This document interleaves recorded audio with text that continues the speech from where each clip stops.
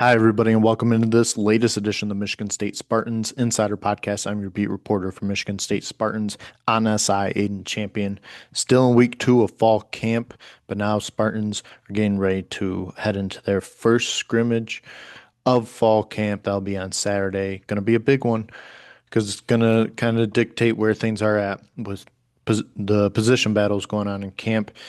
The main one we're really looking at, of course, is the running back battle. And, we talked to Coach Keith Bonifa today, running backs coach, and also Elijah Tautauver, Brandon Tullis, and Makai Frazier. Those are the three guys that are kind of competing for that top spot right now. I think it's kind of safe to say that's what it's come down to. Bonifa said those three have been leaders of this room, and we've assumed that these were going to be the three guys competing for the top job all off season.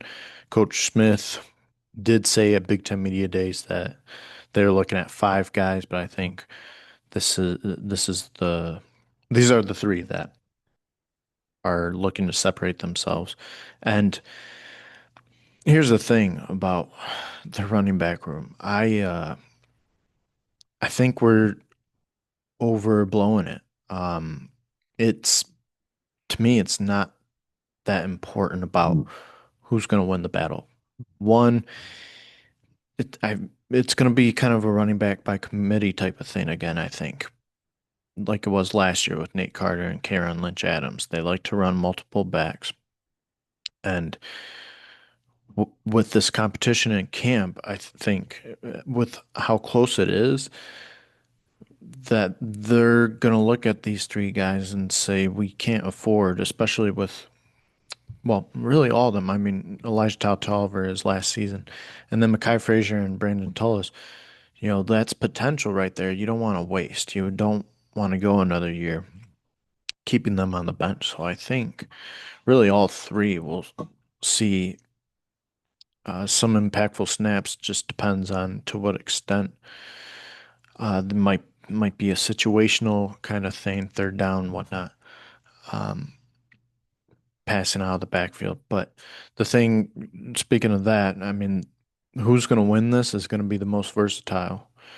Um, they're looking for the most well-rounded running back who can catch out of the backfield, um, who can block, and obviously who can run, who can excel on the ground. And these three, I think that's kind of how they're all trying to separate themselves.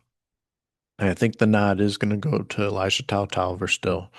I felt more affirmed by that prediction with what Bonifant had to say today about, or yesterday about how, he's come in and so far, he's been taking that next step, transitioning from, that lower level of competition to this level, Big Ten level, to, um, a much more competitive level, even though he was great at Sacramento State. And that's been the concern that I've talked about is can he make that transition? Can he still excel at the next level? And so far, it's according to Coach Keith, things have been looking good. But what he's looking for is for him to continue that through camp. And that's going to be big on Saturday when they scrimmage.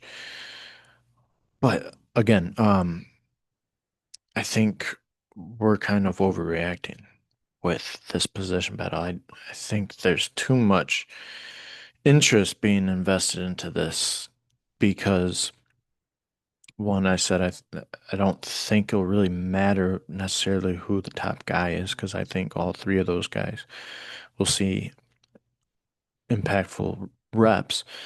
But two, you know, when we're talking about the run game and how it needs to improve, it all boils down to the offensive line. Doesn't matter who really you have in the backfield, unless maybe it's Kenneth Walker, unless you have a great or at least a solid offensive line, which I think they do.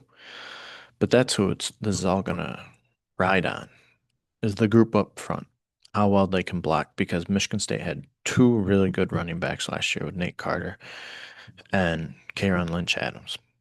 And unfortunately, their talent was wasted in their final year. Um, really unfortunate because they were very good. Um, and so that's going to be the case again, is or that's going to be the main thing out of all of this is how well the offensive line is able to run block. And for those reasons, I just I think we're paying too much attention to this. Um, and then, I'm still questioning the room. Um, I think next year or down the road, this could be a really good room. I don't really foresee it right now. I'm not saying it won't be great. I'm not saying you don't have great talent. You have some really good developing talent, which is why I think it will be great down the road. But just so much inexperience, and then Tao Tolliver, don't really know what we're gonna get yet. If he can, if that success at Sacramento State can translate over to this level, like I said, Coach Keith. So far, they're seeing that, but I don't know. Nothing. It just doesn't really stand out to me as something that fans should get too excited about. Who's going to win this battle? Um, and you know, I feel bad about saying this because I don't, I'm not saying there's a lack of talent there. I'm just saying you don't get your hopes up that you're gonna get, um, a 1,000 yard rusher or anything like that. Um, I don't even know if any of these guys will be as good as Nate Carter, K'Ron Lynch Adams this year, but there is potential. Problem is there's just not enough experience, and overall, not enough experience at Michigan State. Tullis, Frazier, only in their second year. Each only had 7 carries last year. Todd Tolliver, first year with Michigan State. Um, and then there's some other youth in this room as well. Jace Clarizio. Um, but it's just I don't know how excited you can get as far as personnel. Um, so I think I think fans are looking at it a little too hard. I think media is looking at it a little too hard. Um, like I said, it's all going to come down to the offensive line. Um, I think any one of them, you know, they don't have to be great. The running backs, they don't have to be great. Just got to be solid running backs that, as long as you have a solid offensive line, you can find production on the ground, which Michigan State desperately needs to. So that's where I'm kind of at with the running back room, with the running back battle. Again, this could be a really good room in a few years. Um, you would have liked to have landed a running back in the 26th cycle, still can, but that's a concern. For a school that, that prides itself in the running backs it's produced, the great running backs throughout its history. Um, you gotta get back to that point. It's fallen off in recent years, but this is a promising room, and and I think it can be good down the road. But we'll just have to see. I think it is good that Tullis and Frazier. I think it's crucial that they see significant playing time this year so that they can develop, or else you're going to lose one of them, um, or maybe both, in the transfer portal. because that's how it goes nowadays when you're not getting playing time by year two. So, and you want to develop them. I mean, you got some really good potential with these two. You want to develop them, get them more experience, and build them up. And so, I think it's great that they're playing with a veteran guy like Todd Tolliver. I think it's great that they played behind veteran guys like Nate Carter and K'Ron Lynch Adams last year. That all helps tremendously.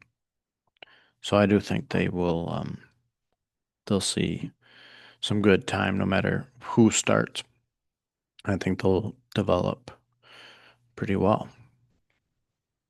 So yes, big year for the running back room for the running game. I just wouldn't get too excited about who wins the job. Um, so just kind of where I'm at. Uh, like I said, scrimmage Saturday. That's going to be big. Guys have a great opportunity to start separating themselves in camp. As always, very much appreciate all your engagement and for tuning in, for extending your support. Um, Always appreciate that. And I hope you all have a great end to your week and have a great weekend ahead. Thanks again.